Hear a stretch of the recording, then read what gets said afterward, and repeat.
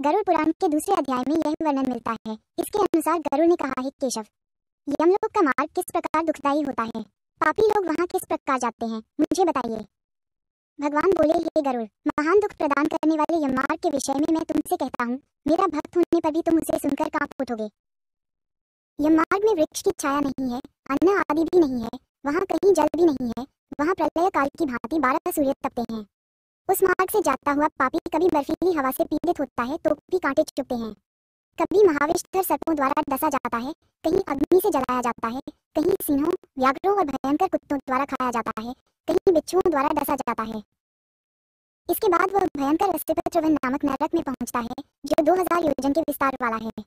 यह वन कौ, उल्लुओं, गीदों, सरगों तथा डांसों से व्याप्त है।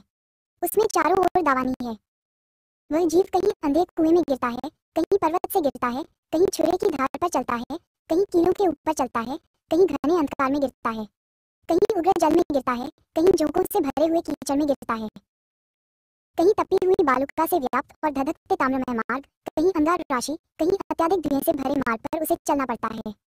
कहीं अंगार वृष्टि, कहीं बिजली गिरने, शिलावृष्टि, कहीं रक्त की, कहीं शस्त्र की और कहीं गर्म जल की वृष्टि होती है, कहीं खारे कीचड़ की वृष्टि होती है, कहीं मवाद, रक्त तथा विष्ठा से भरे हुए तालाब हैं।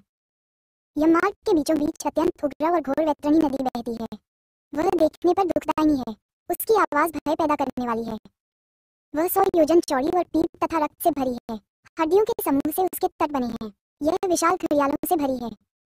हे गरुड़, आए पापी को देखकर वह नदी ज्वाला और धूम से भरकर कड़ाह में खौलते घी की तरह हो जाती है। ये नदी सुई के समान मुख वाले भयानक कीड़ों से भरी है। वज्र के समान चोंच वाले बड़े बड़े गीध हैं। इसके प्रवाह में गिरे पापी हे भाई, हा पुत्र, हा तात कहते हुए विलाप करते हैं। भूख प्यास से व्याकुल हो पापी रक्त का पान करते हैं।